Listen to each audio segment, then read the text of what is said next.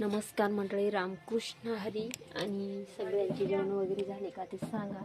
तर आता थंडीचं खूप वातावरण आहे आणि मी मीटिंगहून आले पण आपले हे कामं तर आपल्याला करावंच लागेल. तर ब्लाऊज भरपूर शिवून झाले आणि मी हँकर बोलवले पण ते हँकर काही व्यवस्थित बसले नाही.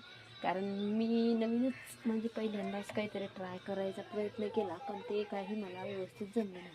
तर ब्लाऊज असे अडकवले तर ते साईडला पळून राहिले. तर मला तरी वाटतं त्याला आता चिमटे आणावं लागणार आहे, कारण इतके हँकर बनवले म्हटल्यावर आता कारण हे साडीचे हँकर आलेत, साडी हे करायचे, कारण ब्लाऊज अडकायचे हँकर मला तरी वाटतं वेगळे असेल. कारण मी पहिल्यांदाच ट्राय केलं. आता कोणी पण म्हणतं की इतके ब्लाऊज शिवलेले असतात आणि त्याला हँकर नको. तर हँकर असले थोडं व्यवस्थित दिसतं, कारण आपलं खेडेगाव एवढं काही हे नाही आहे.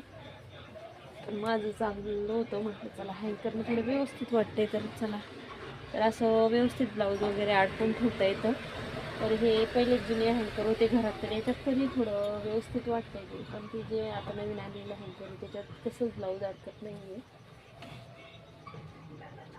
आणि एकदम वीक येते. हे साईडला असं ब्लाऊज पडतं.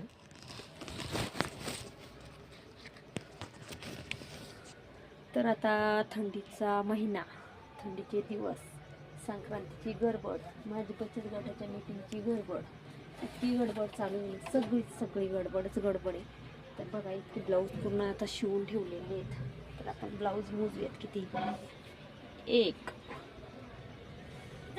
2 3 4 5 6 7 8 9 10 11 12 13 14 15 16 17 आणि 18 आणि हे 19. तर आता इथं ऑलरेडी 19 ब्लाऊज शिवलेले आहेत. आणि आता जे हे ब्लाऊज शिवलेले आहेत तर त्या महिला नाही येणार आहेत ब्लाऊज न्यायला. कारण त्या महिलांचं काय होईल तर गळे एक शेवट करे की म्हणजे वेगवेगळे गळे आहेत. त्या महिला नाही येणार. ज्यांची ब्लाऊज शिवलेली नाही त्या ऐन वेळेवर येतात, आमचं ब्लाऊज शिवलं का, पण त्यांचं ब्लाऊज शिवलेलं नसतं. कारण मला ते नेहमीचंच माहिती आहे की ज्यांचं ब्लाऊज आपण शिवलं आहे ती महिला कधीच येणार नाही. तर बघा हे ब्लाऊज काळं, त्याला अस्तर निळं, असंच असतं खेड्यात. कोणताही पीस लावा, कोणतं घेऊन चालतात तर घरातून जे असलं ते पूर्ण वेगळं ब्लाऊज वेगळं असतं. तर आता नेमकं हे ब्लाऊज शिवून झाले, जेवण झाले, भांडे वगैरे अजून बाकी आहे तर आवडते मी आता ते. तर चला सगळ्यांना शुभरात्री.